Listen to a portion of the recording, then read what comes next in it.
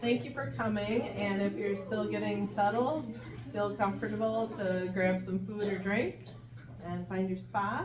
But thank you for joining us. My name is Lori Hanold. I am the president of the Zonta Club of Janesville. And for those of you not familiar with Zonta, we are a service group for women, but we allow men to be members as well, so we're not exclusive. Our mission is to make the world a better place for women and girls, and we do that through service and advocacy. Locally, we partner with YWCA and assist with some domestic violence issues, and there's several other groups, ECHO and Edgerton Outreach and Bags of Hope, different things like that that we are involved with in our area. And internationally, we have a quite large budget, and we take on areas where culturally women and girls aren't treated well or aren't educated or their health issues aren't up to standard, and we sometimes take many years, a decade, we reevaluate these projects to see that we're meeting our goals and try and change cultures, so it's pretty empowering at that international level. I do want to take a minute to acknowledge the members in our club, so if you could just stand and state your name real quick, and if we maybe start with Kathy, who's already standing. I'm Kathy Myers. Chris Gepford. Carla Olson. Vivian Creekmore. Andrea Rose. Emily Glass. Edie Barron. Alright, we have a couple, Heidi Deininger is due to come, she's a executive director for YWCA, so she hopefully will be here shortly, and Sarah Williams is also the executive director of Edgerton Outreach is due to come this evening.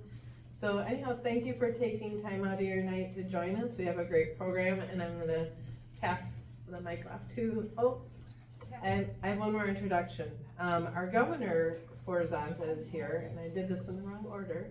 Should have done her first. Governor Isabel Vidal.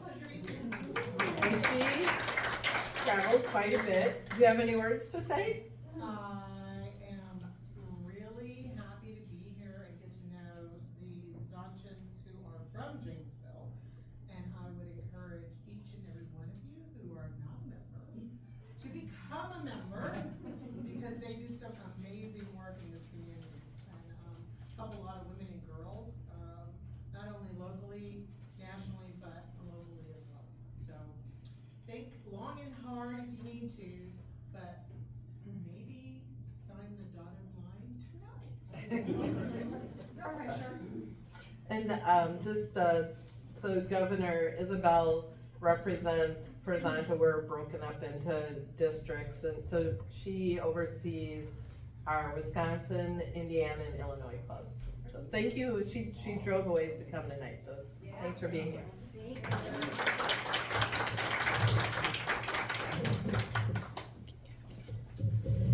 Thank you. My name's Kathy Myers, and I'm a member of the club. I'm the Area 2 Director, so I'm the liaison between 4 clubs in this region. And but I'm also the advocacy chair. So Governor Isabel mentioned the work that we do, and one of the things that we care about most is ending domestic violence, gender-based violence, and we have some things coming up here that I just wanted to let you know about. On November 25th, we are accepting a resolution from the city about ending gender-based or violence against women.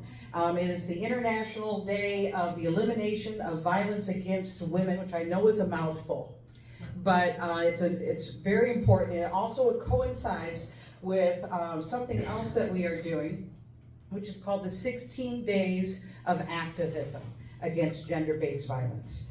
And so for us, that means that in collaboration with the city, you should notice between November 25th and December 10th, the 16 days, the Arise Bridge will be lit orange.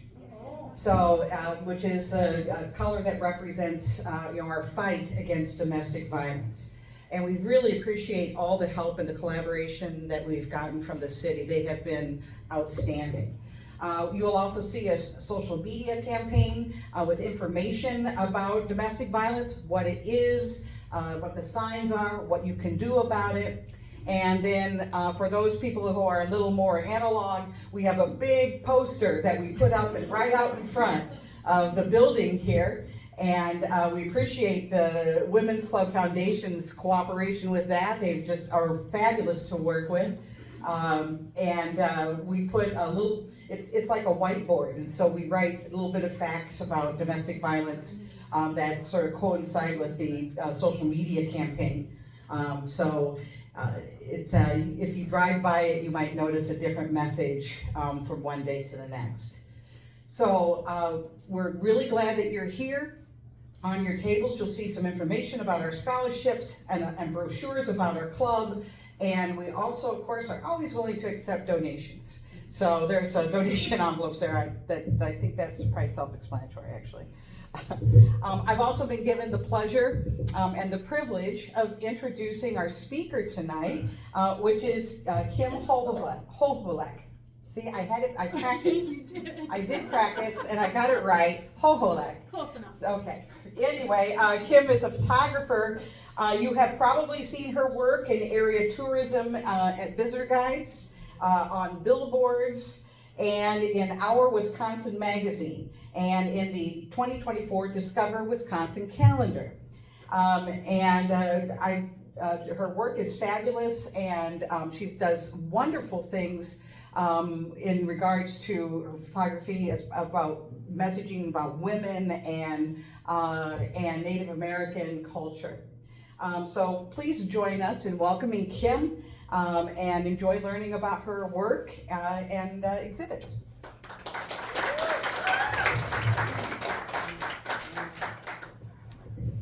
Make way, Kathy. I'm gonna take somebody's notes here. Sit there. Bonjour. That means hello in Ojibwe. And as Kathy mentioned, yes, I do a lot of photography work here in Janesville and in Rock County. But I also want to mention that I am also a member of Allies of Native Nations, and then I will get some information at the end of this presentation on how you can contact us. I'm also a member of a Lodge Circle group where they host some Native ceremonies, and I've been able to partake in some of them, and it also helps me with my learning. Sorry about the noise here. Would it help if that's in a mic stand? No, I think You we wanna tried hold that. We'll try to hold it. Edie, let me know. Just keep going. Keep going, she said. Edie, if you bring She's it good around. right now. All right, so now I need to get my notes here. I hope I'm gonna say this word right. I have somebody in the audience that will probably scold me if I don't say it right. Minawajimo. It's telling of a good story. And that's what I hope to accomplish here today, sharing with you some of the photos that I do and the work that I do with Native American culture.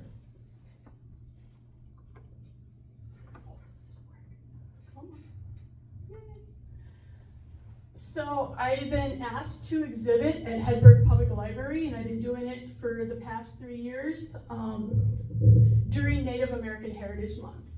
And so my first exhibit was in November of 2022, and then it was featured on Wisconsin Native American.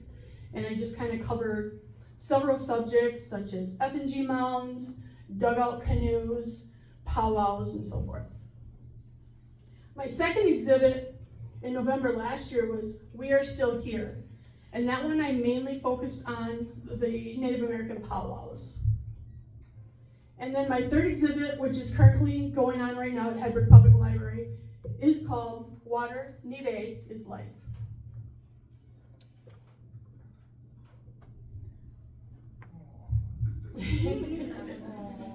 These are my Native elders that have been helping me with the past 3 exhibits. The main one is here in the audience today, Billy Bob Braun.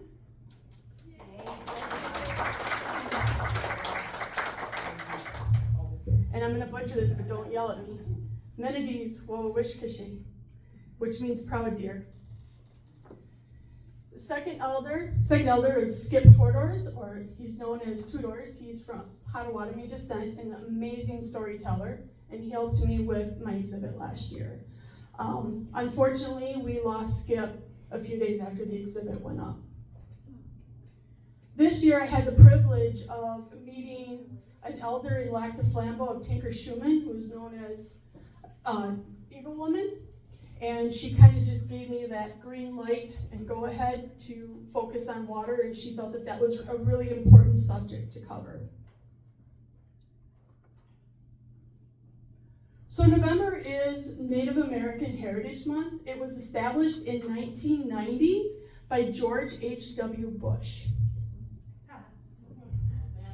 And then in 2009, the Friday after Thanksgiving was established as Native American Heritage Day by Barack Obama. In October of 2021, President Joseph Biden made the second Monday month of October to be Indigenous Peoples Day. And that's what we're going to cover here in the first part of the Wisconsin Native American. And in here, what we did with Allies of Native Nations is we held a little ceremony after the announcement that the second Monday was going to be Indigenous Peoples Day, and we had a little celebration. We invited the drum, and then Skip Tordors came out and told stories as well.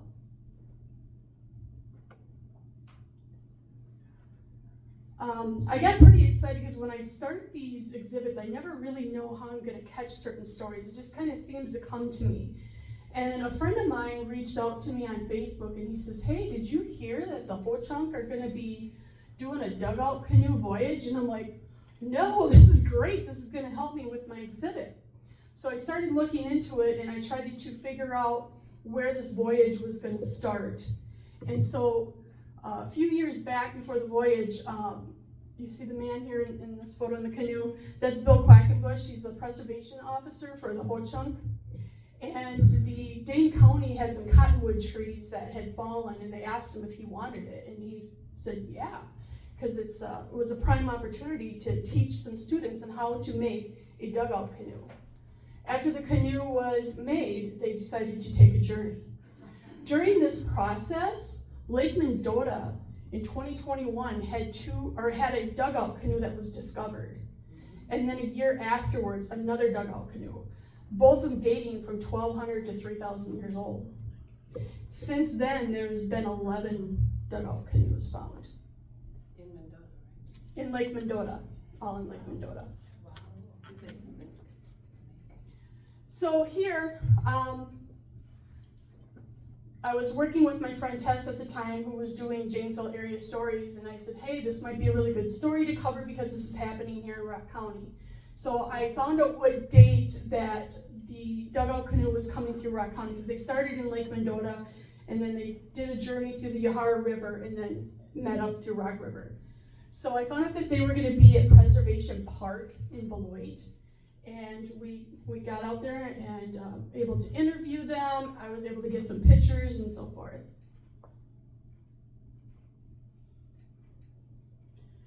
I think given what Zonta does, this is going to be a really good subject to cover. And it was a good subject for me to cover as well in Native American culture, because there isn't too much awareness of this and it needs to be brought up. Murdered and missing Indigenous women. And I'm going to read some facts off here.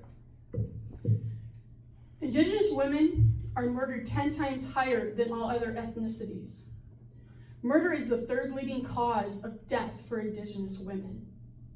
More than 4 out of 5 Indigenous women have experienced violence, which is around 84.3%, according to the National Institute of Justice report. More than half of the women experience sexual violence, which is around 56.1%. More than half Indigenous women have been physically abused by their intimate partners, around 55.5%.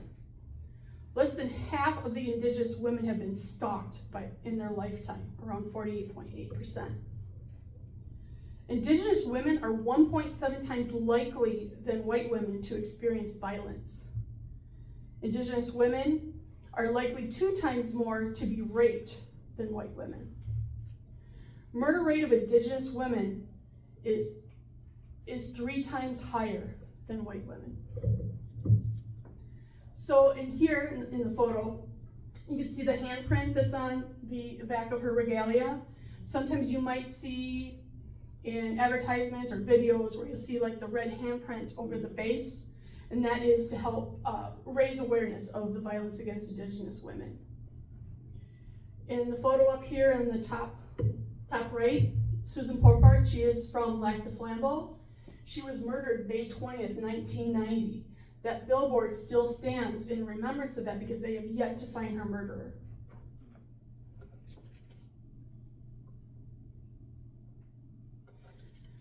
So Janesville is blessed to have 2 Native American murals. Both of them were painted by Jeff Henriquez. And the first one was done in June of 2019 of Black Hawk. And then the other one was done a year later in August of 2020 in History of Trust, where it depicts a Black woman and an Indigenous woman.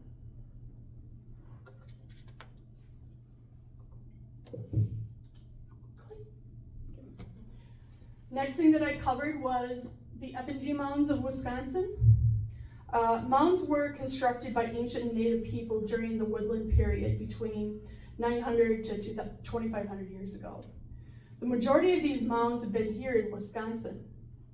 Unfortunately, out of 15,000 to 20,000 mounds constructed, only 4,000 mounds remain. Many of the mounds have been destroyed later by development and natural processes. So if you see the photo here off to the left, that is Astalon State Park near Lake Mills. I totally recommend going and seeing this. And as I was kind of studying the history of Astalon, I found out that back in the 1800s, they used to do archaeological dig parties and destroy some of these mounds. Also here in Rock County, we have mounds. If you see here, you might recognize this. This is Beloit College, and they have several mounds around the college. When I went there to visit, I learned that the students are really good at protecting these mounds and letting people know, do not walk on them, respect these mounds. Wild rice, or in Ojibwe they say manoman, which means the good berry. Wild rice is harvested around mid-September time, and it's quite a process to do the harvesting. They start off in a canoe, and they go through the rice fields with 2 knockers or 2 sticks, and they like gently are beating the plant into the canoe, but they also have to make sure that some of the rice falls out into the water so that it can produce more harvesting for the following years. Then the process is they take and they dry it out, probably take a couple days on tarps. And then they do a roasting method so they can help separate the hull from the rice. And then afterwards, they'll put on a pair of moccasins. Sometimes they'll have kids do it and they'll dance on the rice to help separate it more. And then to further more the process, they have a basket that they'll use, like a birch bark basket, and they'll like winnow it to help separate it more. So with this process, it makes this food a very important staple to the Indigenous people, and as well because of the health benefits. And then I'll let you know what those are. So wild rice is good for heart health. It helps lower cholesterol and improve heart health. Diabetes.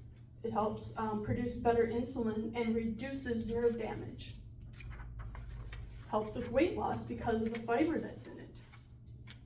It's gluten-free, so anyone who has celiac disease is able to eat wild rice. It's loaded with antioxidant and vitamins such as vitamin C, which helps boost immunity. And also helps with gut health because of the fiber. So in these photos here, every year in September, Lac du Flambeau has a wild rice fest. And so when I was there, they were doing the demonstrations of the rice, and that's how I was able to learn a lot of this. And plus it was a fun time, and it was like a big family gathering, it seemed like a big family reunion, because everybody in the village came together, they were happy, they were celebrating. I think my favorite part of the festival was the pie eating contest. I didn't partake, but it was fun watching them do it because what happened at the end, even though they had like declared winners, all the village got together and they grabbed these pies and they had a huge pie fight in the middle of the street. And I had to like step back with my camera so I wouldn't get off all of it, but it was pretty fun to witness that and just to see how happy the people were. A lot of people think that, due to Hollywood or everything else, that what they lived in back in the day was teepees, but that wasn't always so here in Wisconsin. In Wisconsin, they had dwellings called wigwams, and they would be made with a frame with like thin sticks. I think it's made out of ironwood, and that they use like certain plants to tie it together to make this frame. And then the outside of the wigwam is typically covered with birch bark. In this one, they use cedar because I want to say it was back in the early 80s, a lot of the birch trees had caught a disease and they had to be cut down. So when they did this wigwam, which was located in Lac du Flambeau at their powwow grounds, they did it in cedar.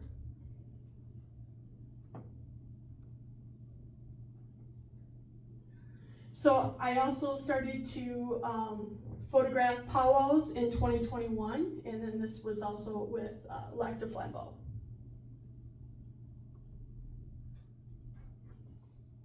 Why did we not click it? There we go. All right, so then the second year of exhibits, I started featuring We Are Still Here. In 1883, the federal government established the courts of Indian offense to prosecute Indians who participated in traditional ceremonies such as Sundance. The Indian Reorganization Act of 1934 was restored to allow some of the freedoms, so they were able to bring some of the culture back. It wasn't until 1978 that Congress passed and then President Jimmy Carter signed the American Religious Freedom Act so that they were allowed to practice their culture again fully. Due to the resilience of the Native people, they danced for those who couldn't, and to show we are still here. So if you go to or attend a powwow, which I highly recommend, it's a lot of fun. You can learn a lot, and it's just such a beautiful culture. It always starts off in a grand entry, and it's always led by the Eagle staff, and then followed by the color guard, which is usually veterans and elders. And then so forth, they have like men's tradition, grass dancers and so forth that they come through in the grand entry. So I just want to show a little bit of some of the dances that's done or that you can see at a powwow. They could do like a men's traditional. And then also I kind of want to note, if you ever go to a powwow, don't walk up to them and say, like your costume. Please respect that and call it regalia. Also, don't touch it without permission. Another dance that you could see is a grass dance. And in the regalia, it could either the grass is depicted either by yarn, like you see the gentleman on the left, or they could do it with ribbon, like the gentleman on the right. It's also the fancy dance, which I love watching. It's like my favorite. Here, the gentleman here, Adrian Kane, who liked Flambeau. I can't really describe his costume too much, or regalia too much, but I know I screwed up. Sorry. So he'll like have dance sticks and it's kind of funny to watch him do cartwheels. I am in so much trouble. Let's move on from this one. Another beautiful thing to see at the powwows is the fancy shawl. And they'll do like dances where they'll like depict like butterflies as they're dancing around. It's pretty cool. This one I'm going to focus on a little bit, on the jingle dress. So I'm going to tell you about the origin of the jingle dress. It was told that an elderly man had a daughter who was very sick, and he prayed and offered tobacco to the Creator for his daughter to get well. And a vision came to him to make a specific dress out of metal cones shaped like jingles. There should be 366 jingles sewn to the dress, one to represent each date and one for the Creator. When I attended my first powwow in 2021, well, I'd been to other ones, but when I started going to them again, my dad was trying to recover from cancer. And he says, I want to go to a powwow. Let's go to Lac de Flambeau. And I'm like, okay, you sure you feel good enough? And he says, yeah, I think I feel okay now. So we get there and I get him all situated kind of like in the handicap area so he can oversee the arena. And then I brought my camera, of course, and I kind of like scoped around, walked around the crowd. One of the elder tribal members walked up to me and she was kind of complimenting on something that I was wearing and just wanted to strike up a conversation and welcome me there to the grounds. When I told her the reason why I was there, that my dad is trying to recover from cancer, she said, you come to a place of healing. And I'm happy to say that my dad is fully recovered.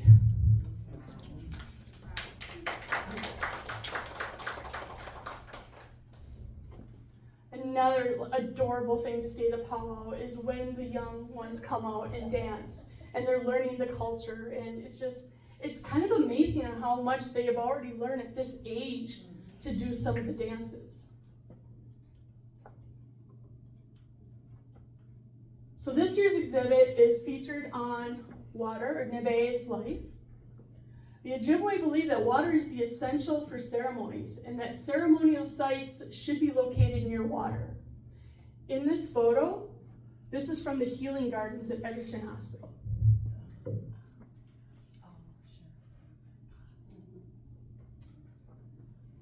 Water can be powerful and deadly, but it's also gentle and kind, which is similar to a woman. Nicole's Josephine. And that's why I wanted to depict the power of the water here. And this was taken up in Door County at Cape Point Park. I totally recommend to go there. Go there on a windy day because then you can catch some of this.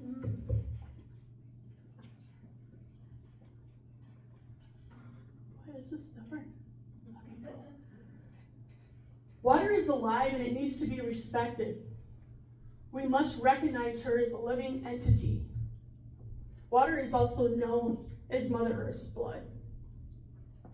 In these photos, over here to the left, that is Bond Falls in Upper Michigan, it's near Paulding. And I totally recommend to go there. It's only like an hour from where I grew up. I'm originally from northern Wisconsin. And then over here was taken this year in Indiana at McCormick Creek State Park, which is north of Bloomington. And kind of a funny story, I was taking photos and I didn't realize at the time when I was taking photos that this young man walked up to the waterfall as I was snapping the photo, and he was wearing an Indiana t-shirt. That kind of made my dad proud because my dad's from Indiana, Bloomington. Water is the perfect traveler because when it travels, it becomes the path itself. And so water was a very important waterway for the Native people and how they moved around. Hence the dugout canoes.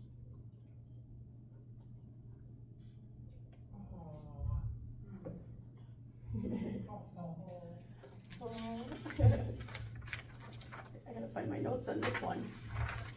I'll try to do it by heart. So this here that you see is Grandma Nokomis Josephine Mandeman. She was born February 21st, 1942, and passed away February 22nd, 2019, one day after her birthday. She's from Ontario, Canada. And one day she attended a conference where there was like an elder prophet there. And he was speaking about how sick the waters are. And as he was explaining further of all the things that is happening to the waterway, and he said, she said it felt like he was looking directly at her. Now, what are you gonna do about it? So she thought about it, and she created a movement of Water Protector Movement and Mother Earth Water Walkers. Carrying a copper kettle or bucket, she walked all of the Great Lakes. They say that all the walking that she's done around the Great Lakes would cover half of the circumference of Earth.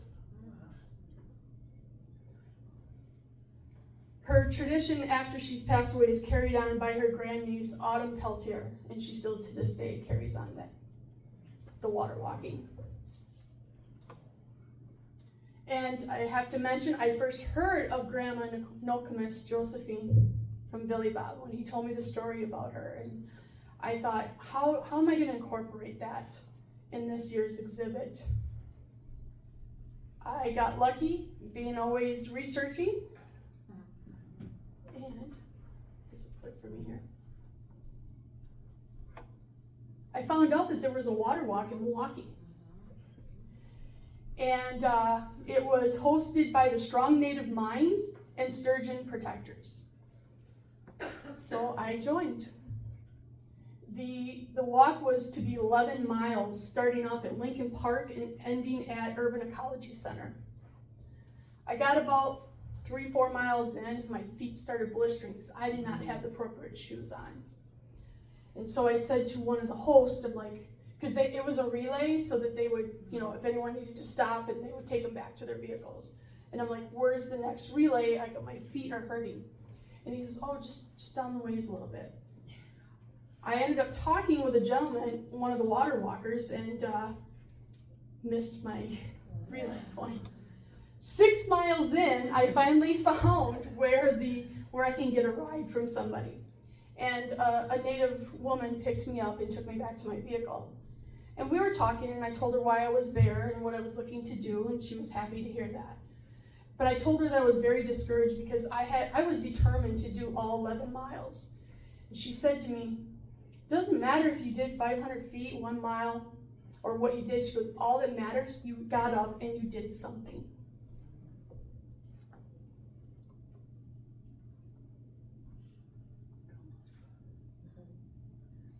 I also wanted to cover the connection that women have with water. So among our Potawatomi people, women are the keepers of the water. We carry the sacred water to ceremonies and act on its behalf. Robin Wall Kimmer.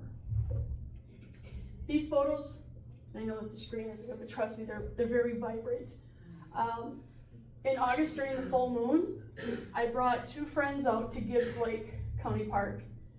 And one of my friends is Lakota Nation, and then the other one is Allies of Native Nations. And they both volunteered to model for me.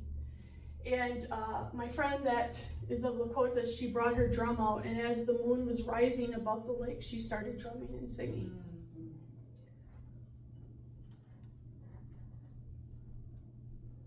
Then I wanted to show connection of women and water with having water go through the hands. So I was trying to figure out how I was going to do this. So I called up my friend Tess, and I'm like, I need to practice this. Will you help me? And so she said, yeah. Then next I needed to find models to help me out, and I had a few volunteers that came. Tess came out, and she was my water barrier. So she got up on a big step ladder, and she was pouring the water as I photographed the water coming through the hands. That's our responsibility, our role and our duty to pass on the knowledge and understanding of water to people, not just the Anishinaabe people, but a people of all colors.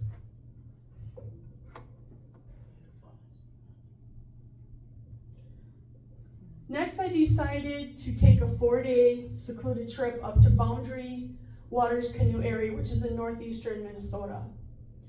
Boundary Waters are protected by the Ojibwe people. And it's a lot of the access to the lakes is canoe only or foot. There's 1,010 lakes in the Boundary Waters area. And parts of it also kind of like bleeds into Canada. So in this photo to the left, where you see the crow, as the crow flies, as you look across and you see those hills, that is Canada. That's how close to Canada I was when I was up there. And this trip that I took 2 routes. I took Route 1 up to Ely, and then my favorite part, and if you ever want to travel up there, is the Gunflint Trail. And that leads from Grand Marais on up, and I totally recommend this trip. It is absolutely gorgeous. Wildlife heavily depends on water as well. One of the important food staples of indigenous people is the salmon. And salmon start to run around mid-September as well. Since I was up in Boundary Waters, I got lucky and caught the salmon swimming upstream on the Temperance River from Lake Superior. And then the photo to the left is here in Janesville. It's a riverside park, right when we had all that flooding this spring. So I happened to capture the geese playing in the flooding of the river.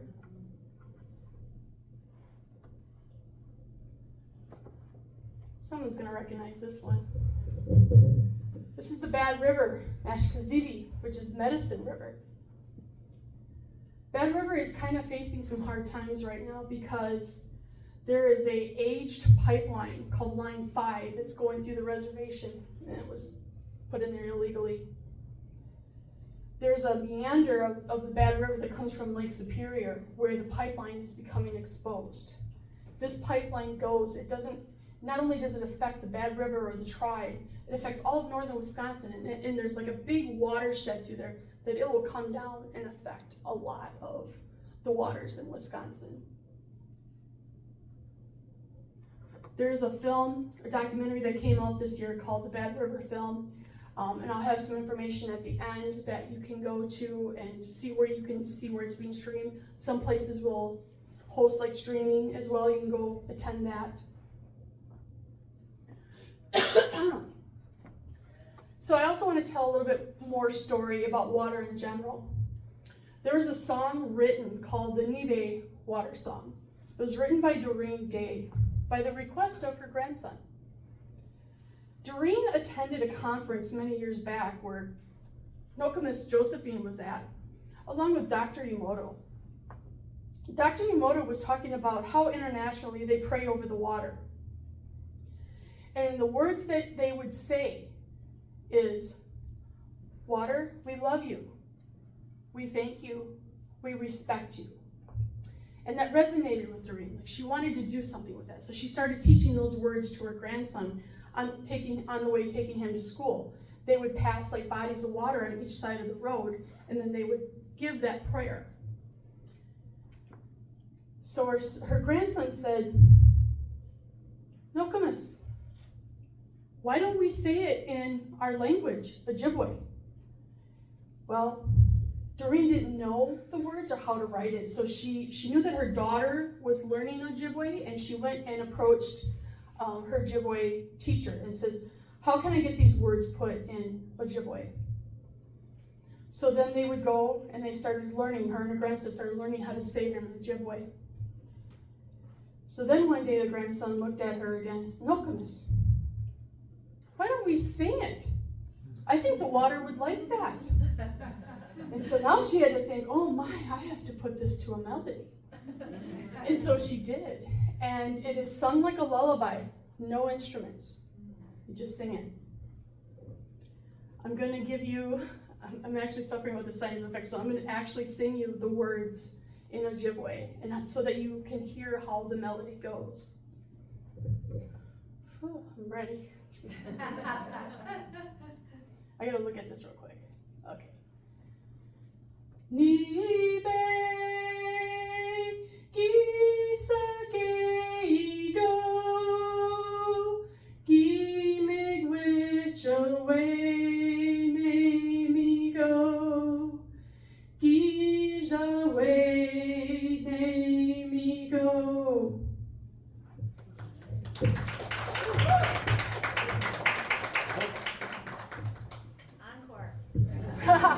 I'm good, thanks. So you can find me on Facebook or Instagram at Kim Hoholic Photography if you just do the search. Also, my website is kimhoholic.myportfolio.com. Also, we invite you to follow Allies of Native Nations, also on Facebook. And there's a lot of really good resources that we post on there. Grandma Josephine's website is motherearthwalk.com. Learn more about the Bad River Film, badriverfilm.com, pretty simple. With it being Wisconsin, or Native American Heritage Month, the Wisconsin Historical Society is posting a lot of stuff right now about Native American stories and purchasing books and so forth. If you want to learn more about the Boundary canoe area, friends-bwca.org. There's some pretty good information in there. How can you celebrate Native American Heritage Month? Support Native American artists. Especially if you attend a powwow, a lot of times they have vendors there and that they're selling their artwork, whether it's beaded jewelry, necklaces. By the way, this jewelry that I'm wearing, how I got into Native American culture was because of my mom and plus living in northern Wisconsin, but my mom was like a lover of Native American culture and she was always buying Native American jewelry. And so I am wearing today a necklace that she's purchased along with earrings that are made out of porcupine quills and beads.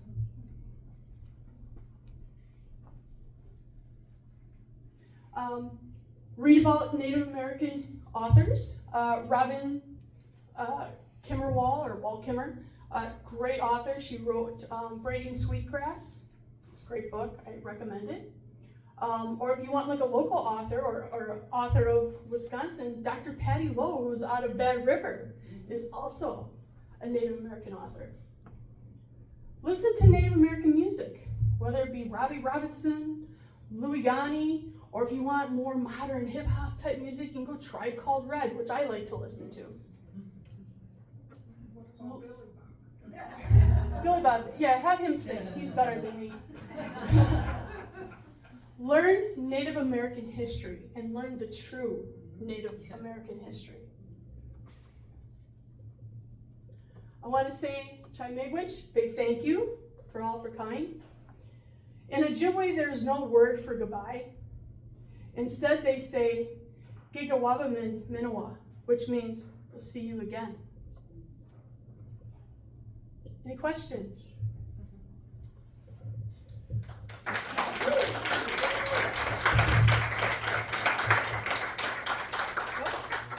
had a quick one. Oh, Tiffany? Hi. When you said learn about Native American history, but the real, do you have any tips, pointers, like where we could go? That's a good point. I wasn't prepared for that. Kim, But yeah. Kim, would you repeat the question? Sure. we can all So hear? Tiffany wanted to know where to learn true Native American history, and I didn't prepare for resources on that, but I think too, like if you go to Wisconsin Historical Society, you might be able to find some information there. Thank you.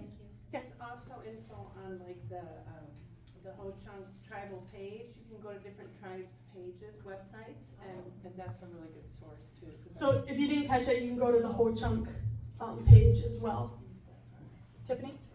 That's a great point that Tess made. So would we do like a search on Google to say, okay, what are the Native American tribes in Wisconsin? Yeah, absolutely. There's 11 federal recognized tribes in the state of Wisconsin. Thank you. Tess? So in the powwows, I noticed, and I think I've asked you this before, but forgot, sorry. There are numbers on the dancers, and what's that about? So Tess is asking on some of the powwows, you'll see like a number on them. And so where you saw where the two gentlemen were the men's traditional, that was taken up at Bear River powwow grounds in Lac du Flambeau. And during that time, they were inviting tribes from all over, like even the United States, they came to dance at this. And they do competitions. So you get to witness that. Hi, if you just Google Ho-Chunk, a lot of stuff will come up from the Ho-Chunk Nation. And so one thing that I was curious about is on most maps, Rock County looks like a strat, and I'm sure there was not clearly demarcated lines in the past, but where was Rock County? Was that in the Ho-Chunk Nation? There's actually a lot of nations that kind of came through Rock County area. It wasn't just Ho-Chunk. Okay. Yes, Edie. Yeah, and I'm loud enough, everyone can hear me. Okay. I am not a photographer at all, but I really admire your work. I mean, to see that type of photography is wonderful. I'm just curious, how many shots do you take of if I'm even using the right word, of something before you know, how do you decide this is the one I'm displaying?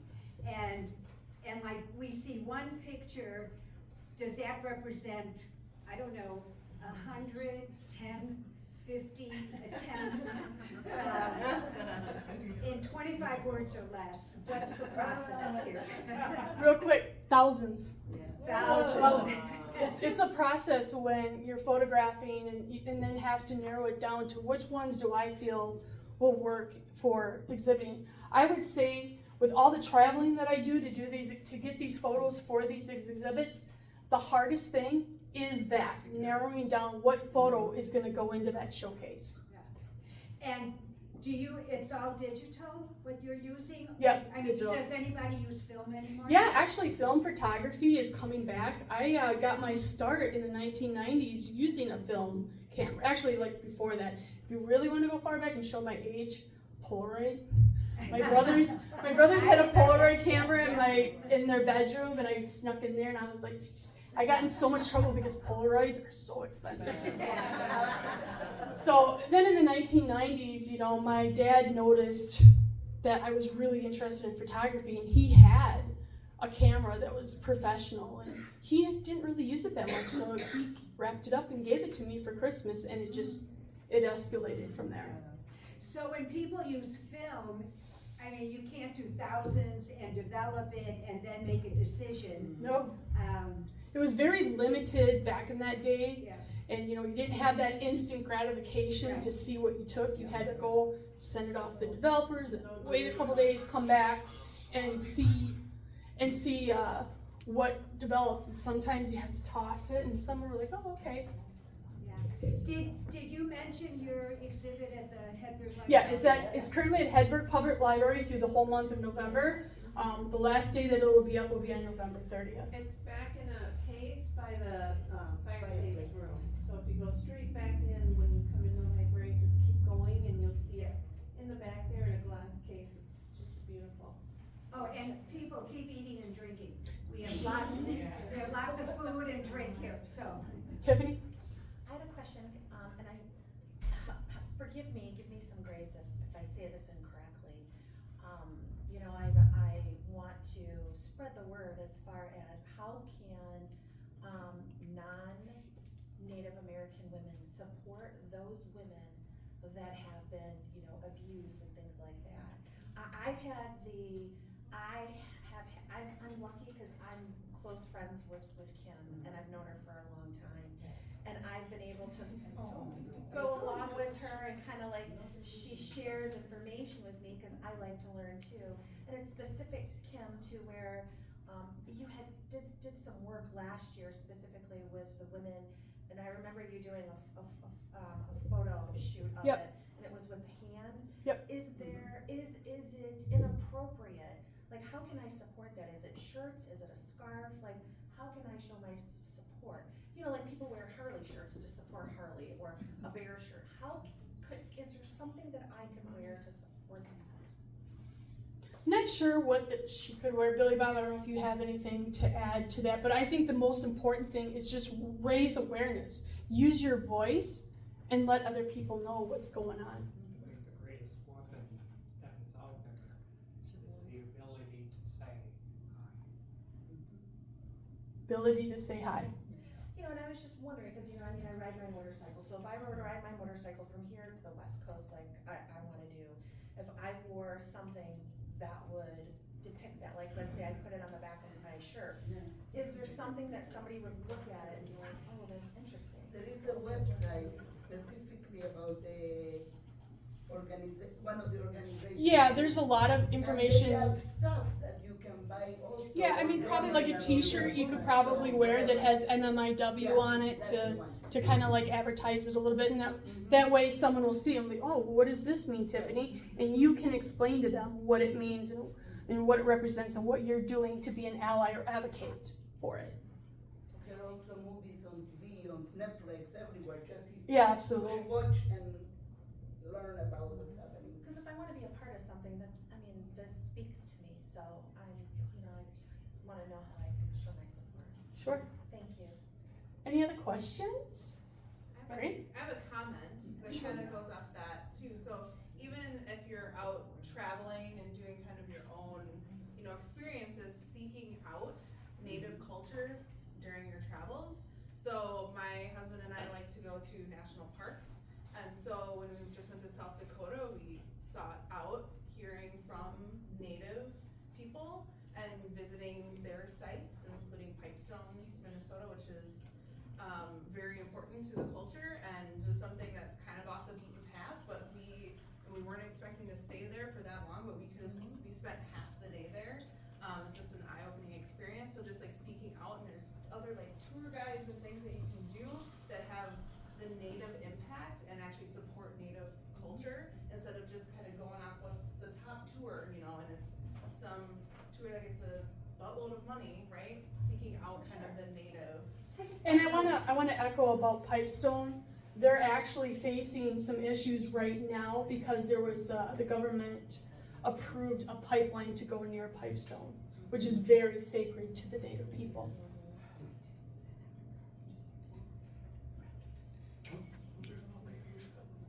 Okay, Thank you for the education. You did sure. great. Make good. Thank you.